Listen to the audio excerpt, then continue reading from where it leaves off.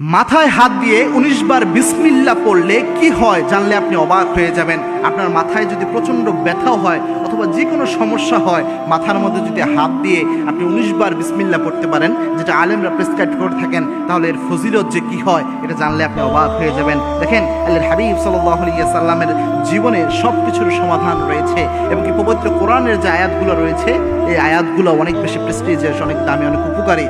পবিত্র কোরআন খুললেই সর্বপ্রথম আপনার সামনে যে আয়াতটি চলে আসে সেটা হচ্ছে বিসমিল্লাহির রহমানির রহিম। এই বিসমিল্লাহির রহমানির রহিম এটা কিন্তু সাধারণ কোনো আয়াত নয়। আল্লাহর হাবিব সাল্লাল্লাহু আলাইহি ওয়াসাল্লাম বিসমিল্লাহির রহমানির রহিম পড়ার উৎসাহিত করতেন সব ভালো কাজের শুরুতে, এবং সব ভালো কাজের শুরুতে কিন্তু বিসমিল্লাহ পড়তে হয়।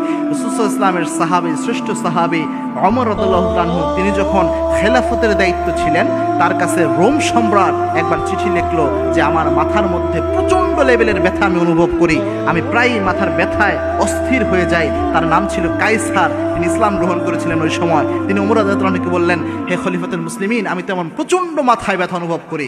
ওমর রাদিয়াল্লাহু আনহু এই রোম সম্রাটকে একটি টুপি হাদিয়া দিলেন। এই রোম সম্রাট ওই টুপিটা যখনই তিনি মাথায় দিতেন, সাথে সাথে তার মাথার ব্যথা ভালো হয়ে যেত। যখনই টুপিটা মাথা থেকে খুলতেন, আবার মাথার ব্যথা শুরু হয়ে যেত।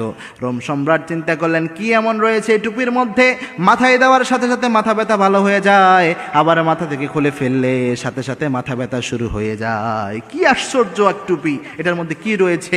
রোম সম্রাটের উৎসাহের কারণে তিনি টুপিটা খুলে দেখলেন, টুপির মধ্যে লেখা ছিল বিসমিল্লাহির রহমানির রহিম। তিনি বুঝতে পারলেন যে এই আয়াতটা, এই বিসমিল্লাহির রহমানির রহিম, এই শব্দ, এই আয়াতটাকুর কারণে আল্লাহ রাব্বুল আলামিন এই বরকত, এই মর্যাদা দান করেছেন, এবং এই আয়াতের কারণেই আমার মাথা ব্যথা ভালো হয়ে যায়। সুতরাং আপনার যদি মাথা ব্যথা করে রাতের বেলা অথবা যে কোনো সময়, অনেকে রয়েছে এরকম মাথা ব্যথা করে, সেক্ষেত্রে আপনি মাথায় হাত দিয়ে এই বিসমিল্লাহির রহমানির রহিম ১৯ বার পড়বেন। তবে একটা জিনিস মনে রাখবেন, এটা পড়ার সময় অবশ্যই অন্তরের মধ্যে দৃঢ় বিশ্বাস রেখে পড়বেন।